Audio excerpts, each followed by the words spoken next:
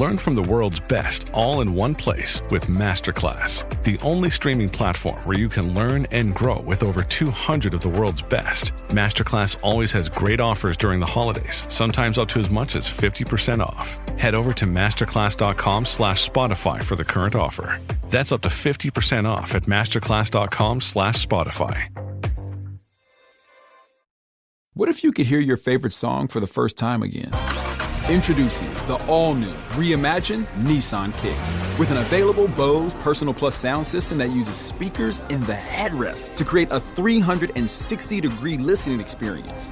You've never heard anything like this. Reimagine your music and your drive. Experience the all-new, reimagined Nissan Kicks for yourself at nissanusa.com today. Available feature. Bose is a registered trademark of the Bose Corporation. This is Optimal Work Daily. What's in a Name by Isaac Morehouse of isaacmorehouse.com. So what's in a name? A lot. Words are like magic. If properly wielded, they confer the ability to own a thing. I didn't put a lot of thought into company names, even after creating Praxis. The name Praxis came to me all of a piece with the idea for the company. It was a package deal in one of the handful of weird, almost mystical experiences I've had in my life.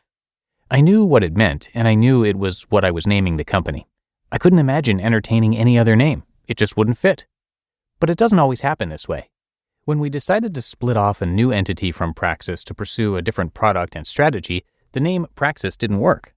The entities needed to be different, free to pursue their own growth strategies without brand confusion.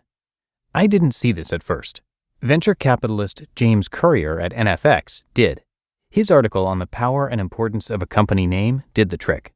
Like all the best material, I knew it was true as soon as I started to read it, even though I wished it wasn't at the time.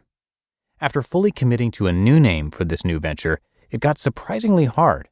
In the past, names had chosen me, but now I had to choose a name. It felt clunky and forced, but I've done daily blogging for years, so I know that creation sometimes feels uninspired. I know the best stuff doesn't always come from the muses, but from will and persistence.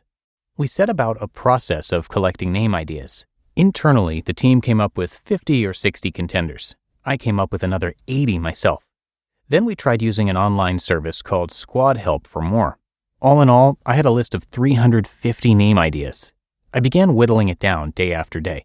I got to my top 30. I sent those around, discussed with staff, adjusted some more, and got to about 20. Some of them were kinda close to Crash, but it was not on the list. Several nights I lay in bed unable to sleep as names ran through my head. I had a notepad by my bed to write them down if I thought they were good. Often in the morning I was surprised by how stupid some of them were, when in a dreamlike state I thought they were the bee's knees. One night at about 3:30 a.m. I woke up with a bunch of ideas. Dash, smash, board, dashboard, crashboard, career crash, crash. I wrote them all down and fell back asleep. The next morning I looked at the list and really liked it. There was something here. I worked it over several times, played with the words and their uses and meanings, bounced it off a few more people, and finally decided that Crash was perfect. Like Aslan and Narnia, it's not safe, but it's good. Perfect. Here's a few thoughts I jotted for the team on the name. Quote, "Let me quickly share a few thoughts on why I love the name Crash despite its sort of edgy connotation with an accident or crash and burn. Practically speaking, I love that it's one syllable, a known word with known and easy spelling, no other known companies using it. It's got both verb and noun usability, and it's packed with action and makes you pause. It sounds nothing like any other boring education organization with names that come right off motivational posters. And stuffy weirdos will always be annoyed by its usage in a positive sense. Spiritually speaking, I like the idea of crashing the party or crashing obstacles or anything with some kind of momentum or elevation. Crash has a somewhat violent connotation. Good. No one said it would be easy. We want to take that energy and channel it to positive progress, radical and practical. A crash is the violent collision of things, resulting in a reformulation. That's what real learning looks like. That's what real progress and change look like. To come alive, you've got to break some molds and expectations and assumptions. We've been using the career launch metaphor. Discover your interests, build your signal, launch your career, which can be sort of awkward to combine the ideas of crash and launch, but somehow I think it works. Crash course is the fastest way to get the most important stuff needed to do a new activity. It implies action over perfection. A party crasher is someone who comes into a stodgy, formal affair, ignores the stuffy dress code, and has a good time on their own terms. Everyone is drawn to and wants to hang around the party crasher because he's more interesting than the suits on the guest list. In basketball, you crash the boards, aka fight for rebounds. It's a gritty, blue-collar kind of activity that is crucial to the game, yet less flashy than scoring. Sort of a pride in the rough and tumble, down in the trenches, roll-up-your-sleeves work. Obstacles can be maneuvered around or submitted to. For instance, I think college is a waste, but I have to do it. Or they can be crashed through. Screw these assumptions. I'm going to blow the status quo to bits. That might help convey the way I think about it and why I love the name. End quote. So, we're all in now. And it did have a kind of transformative power, at least for me. The insight and inspiration for Crash emerged from what we built with Praxis. But it didn't take on its true form and possibility until we gave it a name. No, the name isn't the thing to worry about when you start a company. Solving a real problem is. Getting customers is. But a name isn't unimportant either. If your long-term goals are ambitious, you'll need a name that can handle it. You just listened to the post titled, "What's in a Name?" by Isaac Morehouse of isaacmorehouse.com. We're driven by the search for better. But when it comes to hiring, the best way to search for a candidate isn't to search at all. Don't search. Match with Indeed. Indeed is your matching and hiring platform with over 350 million global monthly visitors and a matching engine that helps you find quality candidates fast. Ditch the busy work. Use Indeed for scheduling, screening, and messaging.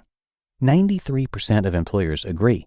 Indeed delivers the highest quality matches compared to other job sites.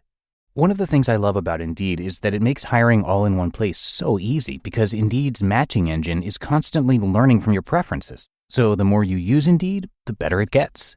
And listeners of this show will get a $75 sponsored job credit to get your jobs more visibility at Indeed.com/startup. Just go to Indeed.com/startup right now and support our show by saying you heard about Indeed on this podcast. Indeed.com/startup. Terms and conditions apply. Need to hire? You need Indeed. This episode is brought to you by Google Gemini. With the Gemini app, you can talk live and have a real-time conversation with an AI assistant. It's great for all kinds of things, like if you want to practice for an upcoming interview, ask for advice on things to do in a new city, or brainstorm creative ideas. And by the way, this script was actually read by Gemini. Download the Gemini app for iOS and Android today. Must be 18 plus to use Gemini Live. And big thanks to Isaac for letting us share his work. He is the founder and CEO of Crash, as he mentioned in the piece. Crash is a career launch platform, and he previously founded and currently serves as an advisor to Praxis, a startup apprenticeship program. And when he's not with his wife and kids or building his company, he can be found playing guitars, reading, writing, getting angry watching sports teams from his home state of Michigan, or enjoying the beach. And Isaac has a ton of great content on his site, which again is isaacmorehouse.com. He's also got a podcast called Office Hours that covers career and life advice, and that is also very much worth checking out. Have a great rest of your day, and I'll be back with you again tomorrow for the Friday show, where I'll have a post from mywifequitherjob.com and where your optimal life awaits.